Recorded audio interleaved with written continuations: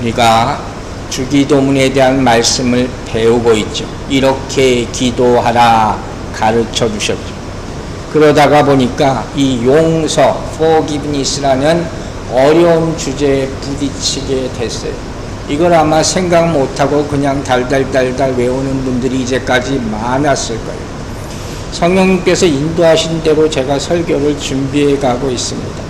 그러나 계속 고백할 수밖에 없는 것은 이 기도가, 이 용서하는 것이 정말 어렵다는 것이죠. 저도 설교자의 입장에서 말씀을 전하지만 정말 내가 다 용서하고 살았는가? 그렇게 물어본다면 하나님 앞에서는 내가 그랬습니다. 감히 얘기할 수 없습니다. 제 솔직한 고백입니다. 용서에는 무엇보다도 자기 결단, 의지가 꼭 필요해요. 우리 안에 그것을 거부하는 마음이 남아 있기 때문에 이 설교를 준비하면서 어찌 보면 가장 은혜를 많이 받은, 또 어떻게 현대말로 하면 혜택을 많이 본 사람이 있다면 저는 바로 저라고 생각합니다. 왜냐하면 설교를 준비하면서 용서에 대한 말씀을 정말 많이 찾아볼 수밖에 없었고, 내가 용서하게 해달라고, 용서받게 해달라고 순간순간 기도할 수밖에 없었기 때문에 그 온전한 용서에 도달하지 못할지라도 말이에요. 그래서 저는 감히 이렇게 고백합니다. 이 설교를 마치는 순간까지 하나님이 은혜 내려주셔서 그 용서의 결과가 나타나게 되기를 주의 이름으로 축원합니다. 지난주에 우리는 용서받지 못하는 이유 3가지를 들었어요. 여러분 기억하십니까? 내가 용서를 쉽게 하지 못하는 이유죠. 첫 번째, I am right, you are wrong. 나는 항상 옳아. 항상 누군가가 잘못한 거예요. 근데 이게 잘못하면 어떻게 간다고 했어요? 이게 condemnation, 정죄할 수 있다. 나도 모르는 사이에 정죄로 가는 거예요. 그러나 뭐라고 했습니까? 용서는 그 사람의 상태와 관계없이 하는 것이 진정한 용서다. 그래서 다시 한번 이 말씀을 묵상하면서 이게 정말 어찌 보면 가장 시작이고 가장 힘든 문제구나 하는 것을 생각을 합니다. 두 번째, 우리가 남을 용서하지 못한 이유가 뭐라 했습니까? 이걸 보상으로 생각하기 때문에 상대방이 얼마만큼 하면 나도 이만큼 용서하겠다.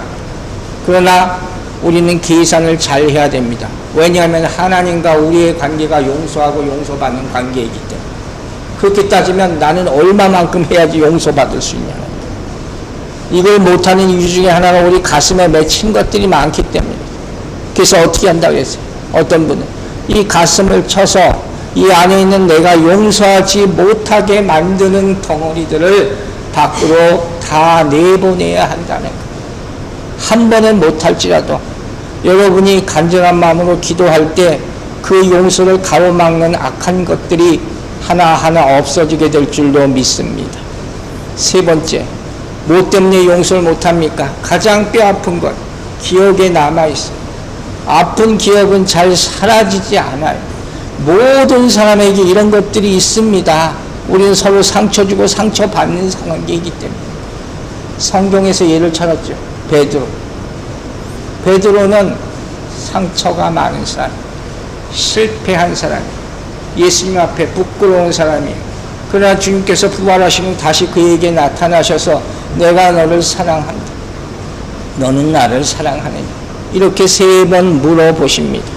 그리고 회복시키시고 내 양을 먹이라 사명까지 주십니다. 용서는 얼마나 해야 됩니까? 어떻게? 같이 함께 일할 수 있을 때까지. 이게 되면 그건 용서된 줄로 믿으시기 바랍니다. 자, 이쯤 하고 그 다음 주제로 넘어가려고 그랬어요. 그게 또 중요한 거예요. 바로 시험에 들지 말게. 이거 엄청 또 중요한 우리의 문제입니다. 그런데 우리 인터넷 그 성도 간에 저한테 자주 연락을 주는 한 분이 저한테 메시지를 보내오셨어요. 용서에 대한 말씀을 들으면서 기도하면서 당신의 기도를 좀 내용을 바꾸고 과거를 돌아보는 계기가 되었는데 자기가 바로 용서해야 될 사람이 있다는 거죠. 근데 그 방법을 모르겠다. 내가 못하는 이유는 조금 깨달았는데 그 사람을 내가 빨리 용서해야지 내 마음이 평안할 것 같은데 그건 아는 것 같아요. 근데 어떻게 해야 될지 모르겠다. 의외로 이런 분들이 많다는 것을 알게 됐어요. 그래서 오늘 한 번 더 이야기를 합니다. 자, 오늘의 말씀인 거예요. 어떻게 하면 나에게 특별히 피해를 입힌 사람을 용서할 수 있을까? 여러분, 어떻게 하면 할 수 있을까요? 불가능하지는 않다는 것을 성경이 보여주는데 중요한 것은, 안타까운 것은 우리가 성경의 말씀대로 살지 못한다는 것이죠. 그렇지만 성경이 예를 들어서 설명할 수밖에 없는 거예요. 제가 이 주제를 묵상해서 발견한 용서하기 가장 큰 문제는 뭐였냐? 우리가 용서를 하려고 할 때 완전한 용서를 못한다는 거예요. 무슨 의미인지 아시겠어요? 용서를 나는 생각해, 나는 말하려고 해. 그러나 나 혼자밖에 모르잖아요. 반은 해요. 그렇게 생각하고 살아요. 그러나 완전하게 주님께서 우리의 죄를 용서해 준 것 같이 그런 용서를 과연 할 수가 있느냐, 이게 어렵다는 거예요. 성경에는 그런 예가 있을까 하는 거예요. 여러분, 성경을 생각해 보세요. 쉽게 생각할 수 있어요. 성경에서 자신을 죽이려 했던 자를 용서한 사람이 있습니다. 누가 있을까요? 나를 죽이려 해하려는 사람, 그 사람을 용서한 인물들이 구약에서는 대표적인 두 인물이 딱 떠올랐어요. 하나는 다윗이고, 우리가 사무엘을 통해서 보고 있죠. 사울과 다윗의 관계. 또 한 사람이 바로 요셉이에요. 요셉. 그래서 창세기 45장을 본 거예요. 자, 어떻게 하면 나에게 피해를 준 사람, 내 인생에 어려움을 준 사람을 내가 용서할 수 있을까? 첫 번째 방법입니다. 자, 창세기 45장을 보면 어떤 장면이냐면, 요셉이 그 자기를 팔아넘긴 그 형제들을 다시 만나서 어떻게 그들을 대하는지 내용이 너무 자세히 나타나 있어요. 요셉 알잖아요. 어렸을 때 괜히 자기 자랑하다가 자기 형제들한테 시샘을 받아서 시기받아서 노예로 팔려간단 말이에요. 그래서 그 어려운 삶을 살다가 결국 어떻게 애굽의 총리까지 됐어요. 정말 드라마틱한 인생이잖아요. 그리고 나서 22년 후에 형제들을 다시 불러들여요. 그 만나서 나누는 그 내용, 그것이 이게 정말 한편의 드라마예요, 드라마. 그 가운데서 이 창세기 45장에 나오는 모습을 보면 어떻게 요셉의 이 형제들을 완전히 용서하는가, 그 모습을 우리가 찾아낼 수 있어요. 자, 첫 번째 어떻게 하느냐? 45장 1절 봅니다. 요셉이 시종하는 자들 앞에서 그 정을 억제하지 못하여 소리질러 모든 사람을 자기에게서 물러가라 하고, 밑줄 쳐 있죠? 그 다음 보세요. 그 형제들에게 자기를 알리니 그때 그와 함께 한 다른 사람이 없더라. 여기 밑줄 쳐 있죠? 여러분, 여기서 힌트를 찾으세요. 요셉이 한 일은, 그 형제들을 용서하기 위해서 한 일은 과연 무엇이었을까? 무엇이었을 것 같아요? 바로 그의 형제들이 그에게 행한 악한 일들을 아무에게도 말하지 않았어요. 이건 엄청나게 중요한 거예요. 앞에 소리질러 모든 사람을 물러가라 했잖아요. 소리질러 모든 사람에게 이 사람들이 나를 핍박한 사람들이야 얘기하지 않았어요. 오히려 아무도 듣지 못하게 다 나가라 그랬다고. 지금 이 사람들이 이제 지금 애굽의 총리가 되는 나를 괴롭혔던 사람들이야. 그 사람을 애굽에 있던 신하들이 들었으면 어떻게 했을 거예요? 이 사람들 다 죽는 거예요. 감히 어떻게 그런 일을 과거에 할 수 있느냐. 그러나 그것을 하지 않기 위해서 오히려 다 나가십시오. 여러분, 이게 왜 어려운지 아시죠? 왜? 우리는 어떻게 해요? 이런 일이 생기면 동네방네 다 소문. 저 사람이 약한 사람, 저 사람 때가 이렇게 됐어요. 물론 여러분, 이런 어려움이 있습니다. 피해를 당한 사람은 그 얘기를 할 수가 없어요. 그 상처와 그 두려움과 수치감 때문에 그걸 아무 얘기를 못하고 괴로워합니다.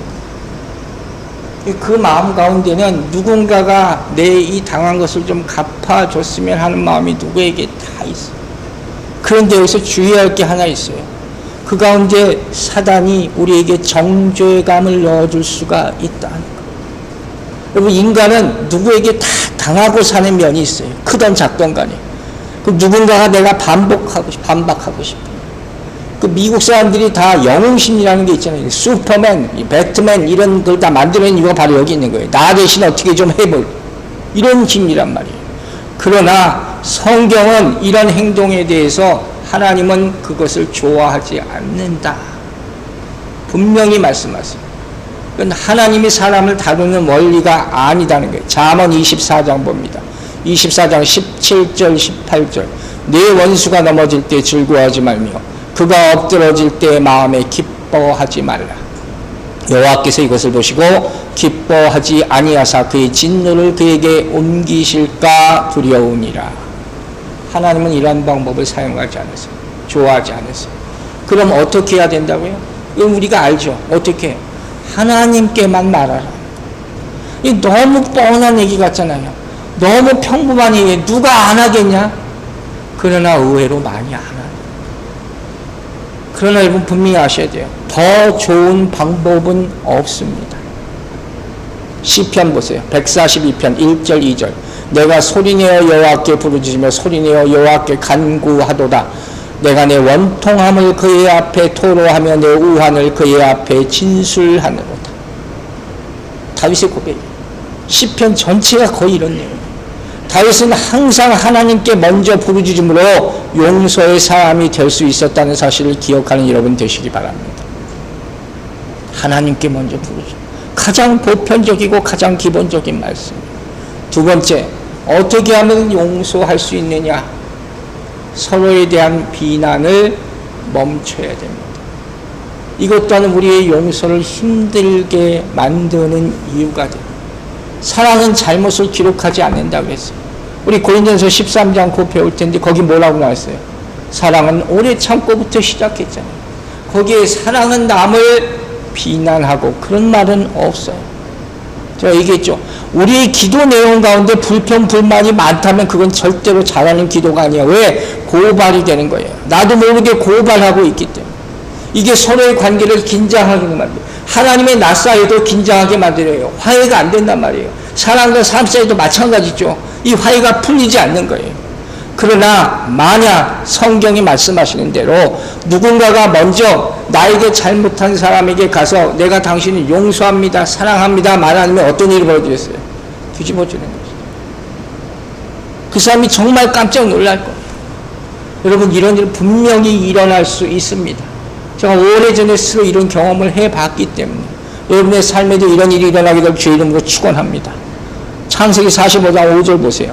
당신들이 이곳에 팔았다고 해서 근심하지 마소서, 한탄하지 마소서.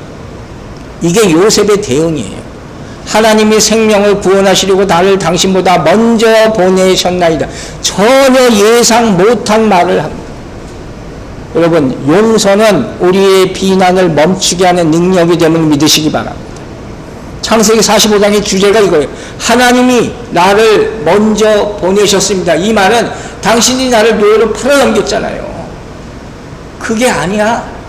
사실 이게 모두가 하나님의 계획이었습니다. 여러분, 이게 남의 일 같으면 이렇게 얘기하지, 내 일 같으면 이게 어떻게 얘기합니까? 우리는 어떻게 얘기해요? 당신 때문에 이렇게 된 거야. 내가 이런 일을 겪은 이런 일을 어떻게 용서해야 합니까? 이게 우리의 고백이에요. 이게 솔직한 고백이에요. 근데 요셉은 어떻게 말합니까? 상대방에게 죄책감을 느끼지 않도록 오히려 배려하고 있는 것. 참 놀라운 일이에요. 여러분, 오늘 말씀은 제가 설교를 다 준비하고 나서 이건 할수록 어려운 일입니다. 성령님께서 도와주시기를 간절히 기도합니다. 저도 지금 계속 고민하고 있어요. 그런데 창세기 45장의 내용을 가만히 보면 뭘 또 발견하냐면 판단하지 말라는 그 말씀, 그 주제를 여기서 발견할 수 있는 거예요. 여러분 잘 들으세요. 용서는 왜 필요하냐? 하나님이 만드신 우리 사람이 죄보다 크다는 것을 깨닫게 하는 거예요. 그걸 인식하게 하고 인정하게 하는 거예요. 여러분, 한 사람이 있어요. 내가 좋아하건 미워하건 하나님이 창조하신 피조물입니다. 그렇죠? 죄가 있어요. 누구에게나 죄가 있어요. 하나님은 뭘 보십니까? 그 사람을 보시지 죄를 보지 않아요. 만약에 그 사람만 본다면, 그 죄만 본다면, 같이 본다면 사람은요 항상 행위에 따라 정죄될 수밖에 없어요. 왜? 잘못하는 게 많으니까. 여러분, 다툼이 생기면 용서하지 못할 행위가 결정적으로 작용하게 돼 있어요. 뭐든지 간에. 그게 기억이 남는 거예요. 그런데 이런 행위는 다 순간적으로 일어나요. 좋아서 이런 행위를 하는 사람이 없어요. 심지어 뭐 좋은 얘기는 하지만 살인자들 보면요, 그 순간 이렇게 눈이 확 돌아갑니다. 악한 영의 역사는 분명하죠. 그렇게 익숙하는 거예요. 그런데 예수님이 우리를 사랑하시고 구원하시는 이유는 뭐예요? 우리의 행동만 보고 우리의 삶 모습을 보고 절대로 안 되죠. 제가 얘기했잖아요. 용서는 그 사람의 상태와 상관없이 하는 것이다. 그러면 그렇지 않고 어떻게 머릿속으로 사랑하는 말을 실천할 수가 있습니까? 죽어도 못하는 거예요. 그 사람의 지금 상태를 보고는 용서할 수 없는 거예요. 그런데 이 상황을 우리에 대입해 보자고요. 하나님이 우리의 삶의 모든 모습을 압니까? 모릅니까? 아시죠? 이거 우리가 함부로 얘기하고 생각하면 안 되는 거예요. 우리의 착한 일을 하고 좋은 일을 하고 기도하는 거, 우리 마음에 있는 거 다 아시지만 우리가 악한 일을 하고 있을 때도 다 보고 계신다면 이걸 생각하면 문제가 어마어마하게 심각해지는 거예요. 우리가 평생 살면서 누구를 비난하거나 욕하거나 해를 입히지 않고 정말 아무 나쁜 일도 안 하고 생각도 안 하고 착하게 사는 사람 몇 명이나 되겠어요. 이 모습을 하나님이 다 아시고 다 기억하신다면 우리는 지금 편안하게 살아갈 수가 없어요. 도저히 못 살아요. 그런데 어떻게 이렇게 살아갈 수 있는지 아세요? 그 이유가 뭔지 아세요? 왜? 하나님께서 보지 않으십니다. 그게 어디서 나타나요? 십자가 위에서. 예수님께서 십자가 위에서 죽으실 때 그 아버지께서 뭐예요? 그 비명을 지르시면서 엘리 엘리 라마 사박다니 어찌하여 나를 버리시나이까 할 때 외면하신 거예요. 왜? 죄를 짊어지고 죽으셔야 하기 때문에. 여러분, 이걸 잊지 마세요. 우리는 사람을 볼 때 죄를 같이 봐요. 그래서 미워하고 증오하고 원망하게 되는 거예요. 그러나 주님은 그렇게 보지 않으세요. 우리를 긍휼히 보십니다. 그게 다른 거예요. 여러분, 우리에게 죄를 보게 하는 것은 절대 성령의 역사가 아니에요. 사단의 역사임을 분별하시기 바랍니다. 하나님은 우리에게 선한 것을 보게 하십니다. 베드로전서 4장 8절 봅니다. 무엇보다도 뜨겁게 서로 사랑할지니 어떻게 해요? 사랑은 허다한 죄를 덮느니라. 증오는 축복을 가로막는 거예요. 그러나 사랑과 은혜는 허다한 죄를 덮게 될 줄로 믿으시기 바랍니다. 서로 미워하지 않게 되기를 바랍니다. 세 번째, 또 조금 더 어려워지는 문제를 얘기합니다. 용서는 상대방이 쏘리, 미안합니다, 내가 잘못했습니다 말하기 전에 내가 하는 거예요. 여러분, 가능하겠습니까? 이게 무슨 말인지 아시겠어요? 상대방이 내가 잘못했구나 그걸 깨달으면 얼마나 좋겠습니까? 그건 불가능하다고 생각해야 돼요. 그 전에 내가 먼저 용서합니다. 이 얘기를 잘못 생각하면 그럼 용서가 일반적이라는 생각인가? 내가 일방적으로 원웨이로 하라는 건가? 아니, 서로 뭔가 이제 서로 이 마음이 맞아야지 용서가 되는 게 아니라 그건 합의예요, 합의. 그건 용서가 아니에요. 상대방이 심지어 나에게 상처 주고 잘못한 것을 미안해 할 때 그때 한 누구나 할 수 있는 거예요. 그 정도는 할 수 있다는 거예요. 그래서 상대방이 자기가 잘못한 것을 미처 모를 때 용서한다면 그 모습이 예수님을 닮아가는 것이다. 주님께서 우리를 언제 용서하셨어요? 우리가 아무것도 모르고 내 멋대로 산다. 마태복음 6장 12절 말씀이 이거예요. 우리가 우리에게 죄 지은 자를 사하여 준 것 같이 먼저 용서할 수 있게 되길 주의 이름으로 축원합니다. 우리가 행동을 잘해서 구원받은 것 아니잖아요. 그걸 기억해야 된다는 거예요. 그러면 그렇다고 해서 오늘 갑자기 옆에 있는 사람한테 당신 용서합니다 이러면 안 돼요. 뜬금없이. 그래서 큰일 나요. 또 집에 가서 기다리시는 아내나 남편 있는 분한테 교회 잘 갔다 왔어 물어보면 오늘 목사님이 당신을 용서하라 그랬어. 그러면 안 돼요.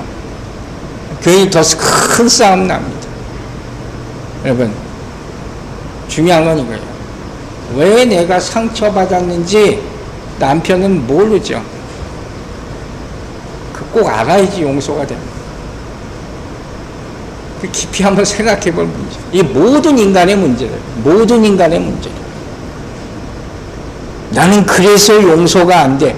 이 말은 시작을 못하는 거예요. 창세기 50장 20절에 뭐라고 했는지 보세요.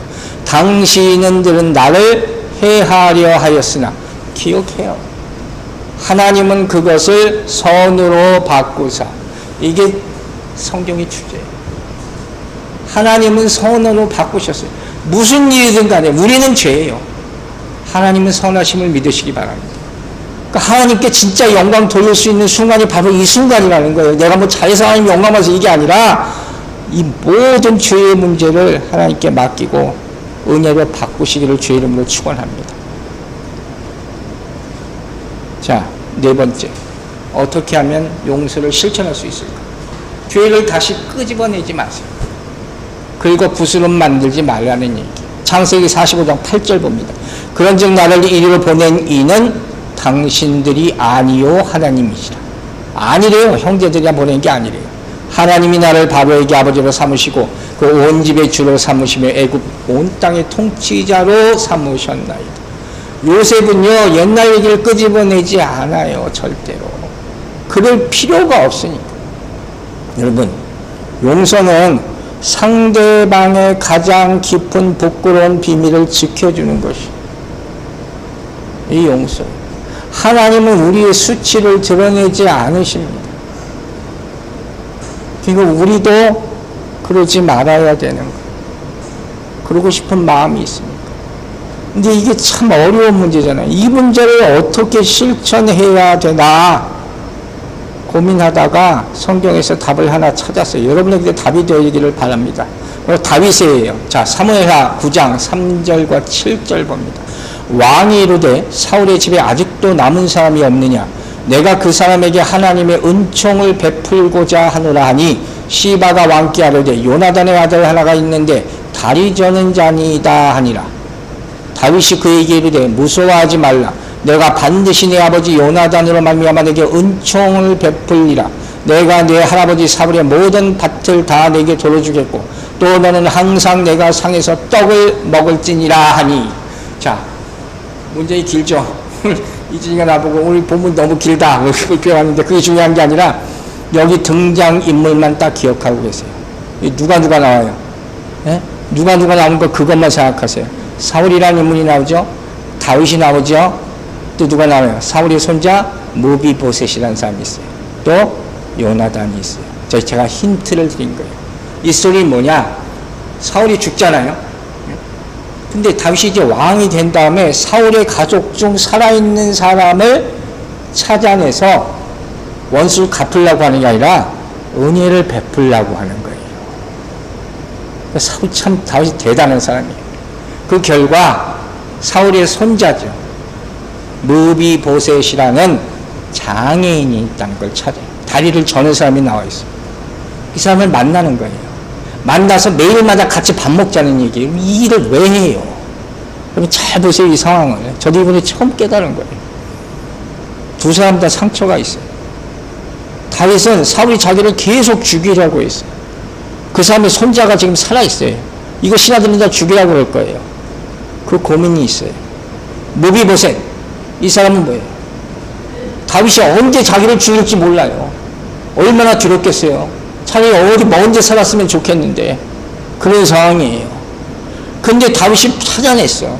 난 죽었다 했을 텐데 뭐라 그래 불러서 매일 나랑 같이 밥을 먹지 왜 이걸 합니까 여러분? 다시 상처를 끄집어내려고? 뭔 좋은 기억이 있다고 왜 하나님이 이런 일을 시키냐 하는 거예요. 여러분 생각해 보세요.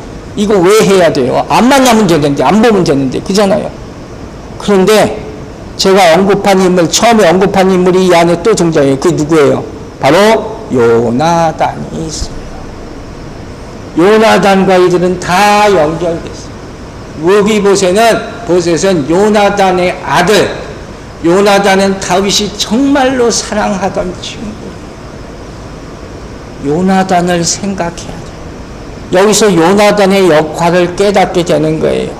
요나단의 역할이 뭐예요? 예수 그리스도의 표상이에요. 예수 그리스도의 표상.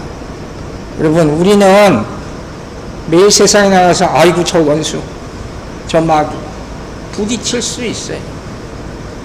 사울 같은 사람이 많을 수 있어요.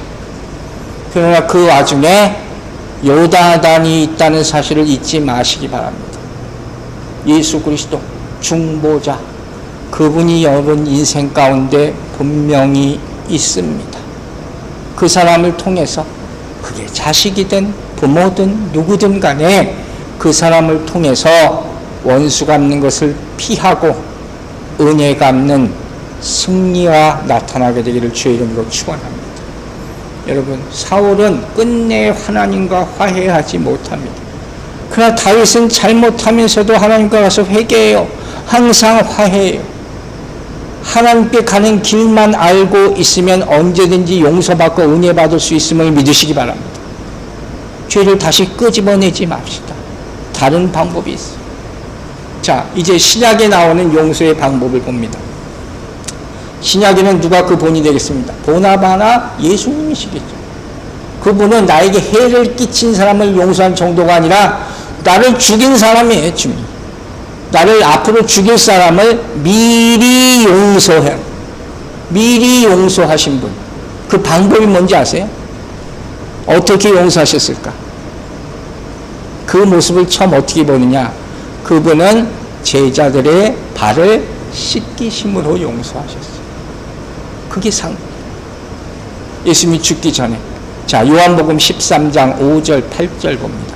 이에 대하여 물을 떠서 제자들의 발을 씻기시고 그 두르신 수건을 닦기를 시작하며 베드로가 이르되 내 발을 절대로 씻지 못하시리이다. 예수께서 대답하시되 내가 너를 씻어주지 아니하면 내가 나와 상관이 없느니라. 여러분, 이 말씀을 꼭 기억하세요. 상관이란, 관계라는 얘기죠.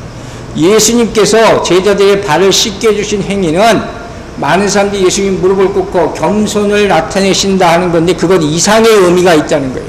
즉 어떻게 이 깨끗게 하시는 과정 가운데서 하나님의 용서, 하나님께서 베푸시는 이 자비와 용서를 보여준다. 이 말씀인 거예요. 여러분, 누군가의 발을 씻겨본 적이 있어요?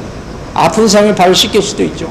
교회에서 씻겨본 적이 있을 수도 있죠. 저도 그런 경험이 있지만 발은 근데 씻긴다는 게 쉽지 않다는 얘기 많이 들어보셨을 거예요. 왜? 더럽거든요. 냄새나거든요.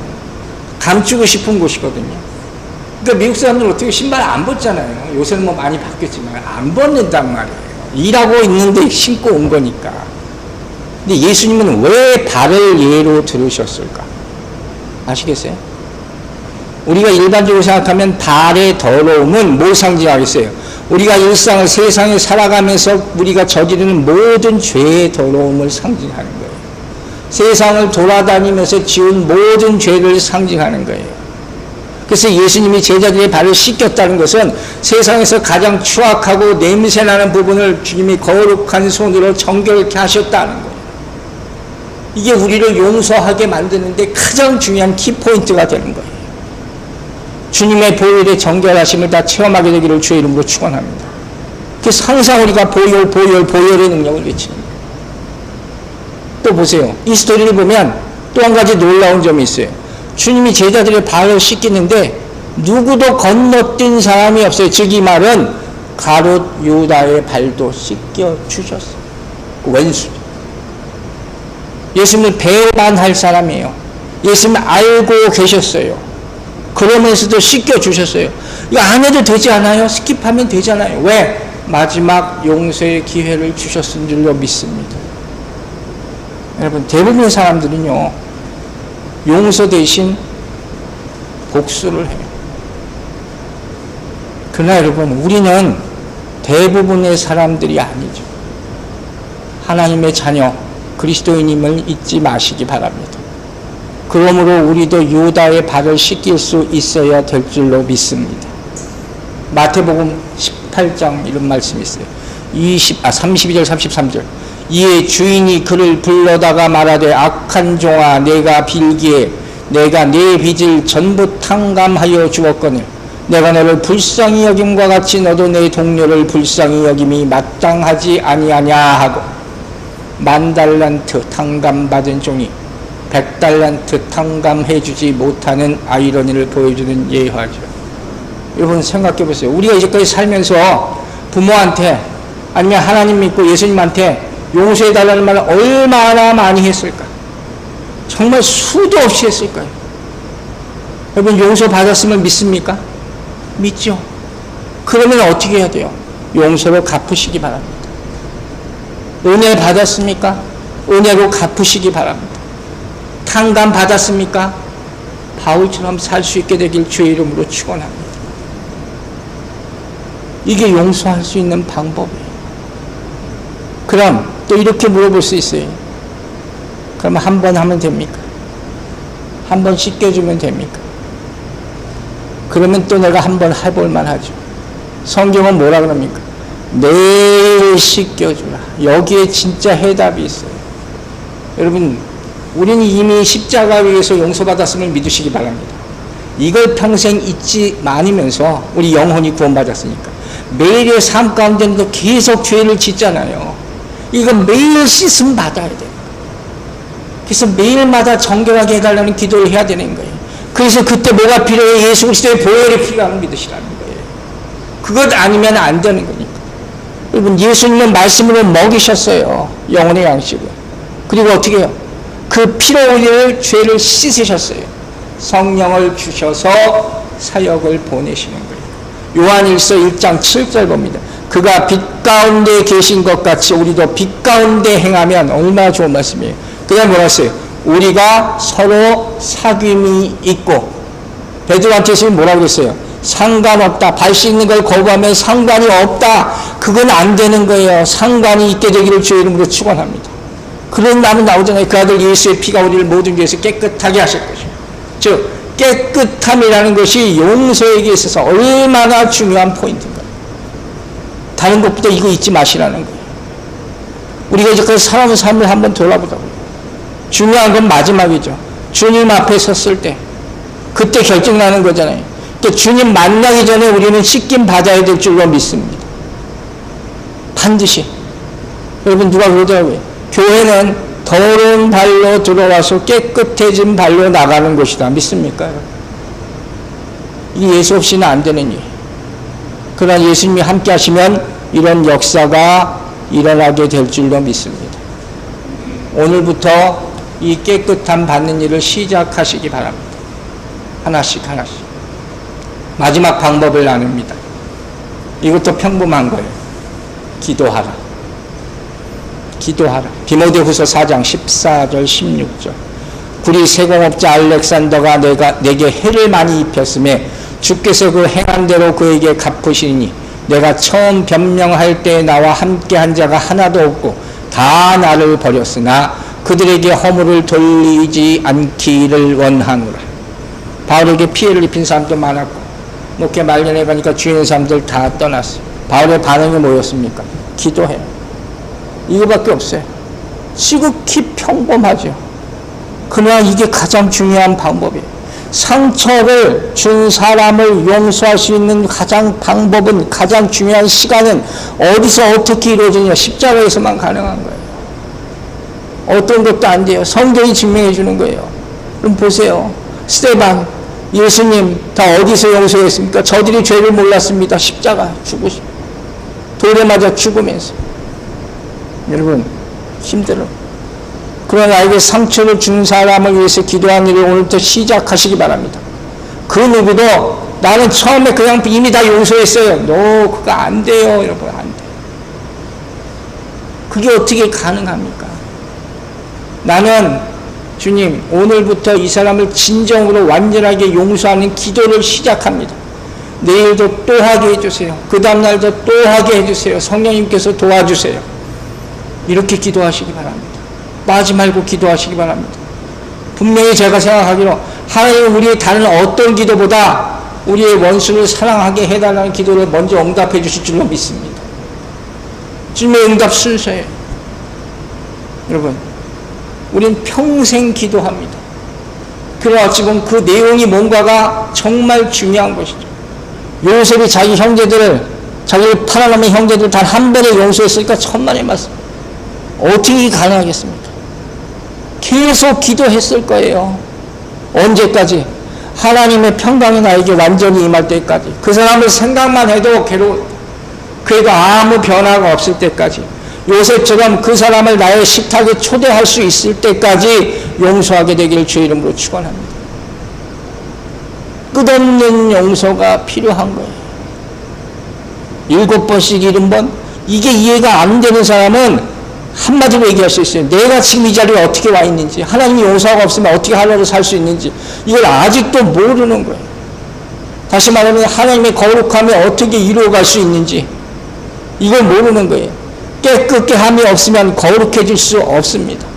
즉 성화, 우리가 그렇게 구하는 성화는 끝없는 용서와 씻김의 기도를 통해서 이루어지는 것을 깨닫게 되기를 주의 이름으로 축원합니다. 그렇지 않으면 안 되는 거예요. 여러분, 우리 부모들은 자식들 잘 들으세요. 자식을 끊임없이 용서합니다. 아마 자식들도 머리가 크면 그럴 거예요. 아우, 아빠 엄마 내가 용서할 수 없는 내 입을 한번 봐줬어. 다 크면 그런지 압니다. 그러나 부모는 자식을 끊임없이 용서합니다. 우리도 그 용서를 받고 자랐습니다. 미국 사람들은 태어날 때부터 소리를 가르칩니다. 이건 쉽게 되지 않아요. 시간과 훈련이 필요합니다. 이기게 되기를 주의 이름으로 축원합니다. 마지막으로 용서한 자가 받는 복이 있어요. 간단히 얘기하고 말합니다. 자, 미국의 어떤 주에 시골에 공동묘지가 있는데 거기 있는 묘비명에 아주 특이한 말이 적혀 있더래요. 누가 죽었는지 이름도 안 적혀 있는데 딱 한 줄 써 있어요. 용서받았음. God forgive. 그게 전부예요. 이 사람 인생에 다른 어떤 것보다 하나님께 용서받았다. 그것이 가장 나로 하여금 값진 것이었나 봐요. 가장 평화를 누리는 그런 가장 중요한 얘기였나 봐요. 저는 이제까지 이런 무비명 많이 봤거든요. 하나님이 가장 사랑하시는 아들. 난 그런 게 참 운이롭게 들렸는데, 나 또 회개했어요. 내가 천국 가려면 용서받아야 되는 거구나. 그게 가장 중요한 거고. 여러분, 우리가 그리스도인으로 살면서 하나님의 말씀을 듣고 깨닫는 축복이 있어요. 큰 복인 줄로 믿으시기 바랍니다. 그러나 그 복을 받고 그 받은 말씀을 깨닫고 실천하면 자유함의 복을 얻게 될 줄로 믿습니다. 이게 정말 큰 복이에요. 요한복음 13장 17절에 말합니다. 너희가 이것을 알고 행하면 복이 있으리라.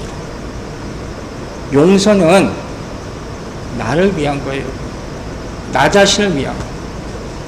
그 사람을 놓아주지 않으면 내가 해방될 수 없습니다. 평생 안고 가야 되는 거예요. 내가 자유하면 자유한 만큼 사탄이 물러가게 될 줄로 믿습니다. 사랑하는 여러분, 다 복받기를 원하시죠? 그만큼 용서하시기를 주의 이름으로 축원합니다. 우리가 용서한다고 과거가 없어지는 게 아니에요. 시간을 돌이킬 수 있는 것은 아니에요. 그러나 내가 용서하는 그 순간에 하나님의 내 미래를 바꿔주시고 축복해 주실 줄로 믿으시기 바랍니다. 이게 가장 큰 축복이에요. 이제 말씀을 마칩니다. 여러분, 오늘 말씀을 들으시고 여러분이 이제 누군가를 용서할 준비가 되셨다면 이제 여러분 가슴에 손을 얹고 눈을 감으시기 바랍니다. 기도하겠습니다. 아버지 하나님, 우리가 용서에 대한 기도를 시작을 합니다. 우리로 하여금 미워한 그 누군가를 용서하게 도와주시옵소서. 지금 마음을 정합니다. 더 기다리지 말고 이제는 이유를 만들지도 말고 빠져나갈 구멍을 찾으려 하지도 말고 핑계대지도 말고 용서할 수 없는 이유를 대지도 말게 해주시고 복수와 원망과 미움과 멀리하고 하나님의 뜻에 순종하여 주님이 주신 우리에게 주신 그 사랑으로 우리도 용서하게 하여 주시옵소서. 우리 죄를 용서하신 우리 구주 예수 그리스도의 이름으로 기도했습니다. 아멘.